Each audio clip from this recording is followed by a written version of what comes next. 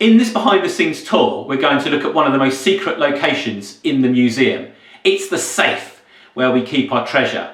Now this is somewhere that most staff don't even know about. Very few of them even get to see it. So let's go in and have a nose around.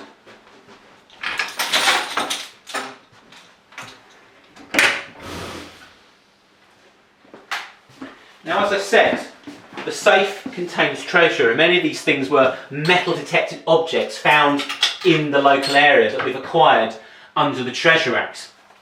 And one of the challenges we have as a museum is that not all of our display areas are secure enough to put items like this in the gallery, so we have to keep them locked away.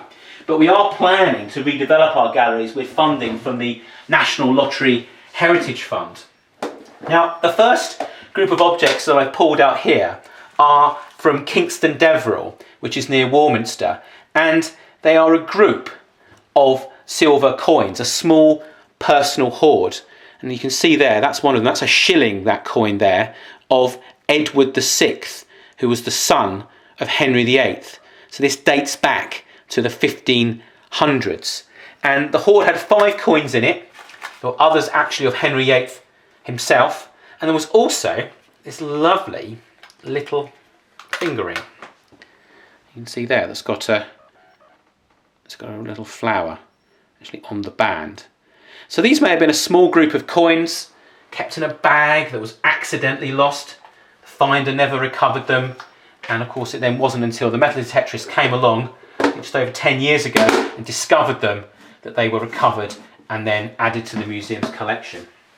And the next thing I want to show you is also a metal detected find. It's in here. This is absolutely incredible. So we're just looking at silver, and now we've got gold. And this is a gold finger ring. Also dates back to the Tudor period, to the 1500s.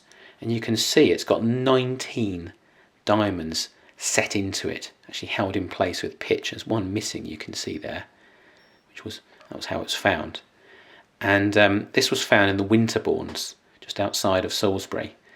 But you will see there that it's actually got a buckle. The gold has been shaped like a buckle, and that's thought to be a pilgrim sign. So this may have been something that was acquired on a pilgrimage to a shrine. A very precious object. The diamonds probably came from India, and they're very roughly cut, and that's why we think it dates back to the 1500s. Now, the person who lost this must have been absolutely devastated, because this was a high value object. And of course it's a high value object today, and we actually had to raise money from the V&A Purchase Grant Fund and the Headley Archaeological Acquisitions Fund to add it to the museum's collections. And in fact it was one of the first items that I acquired for the museum.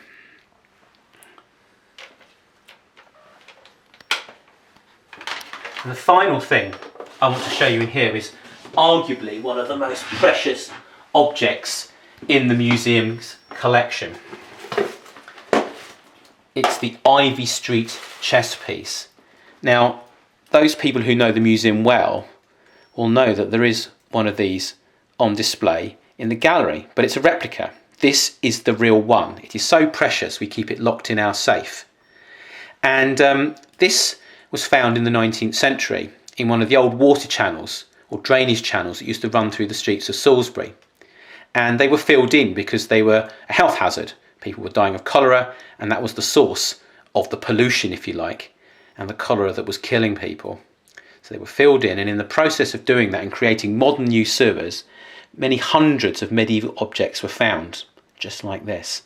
And they were saved for Salisbury because there was a concern that this big amazing collection, which was called the Drainage Collection after where they were found, was going to disappear and go off to a museum in London.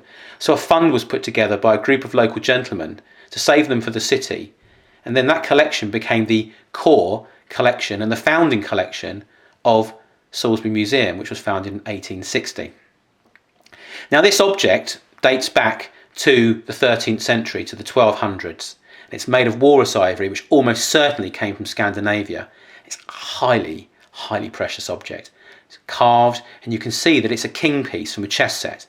There's the crown there, there's the man sitting on the horse holding his saddle there, There's the horse's head, and you can see around the base there he's protected with foot soldiers. It's a really fine object. So whoever owned this would have been absolutely devastated if they lost it. There was a full set to go with it.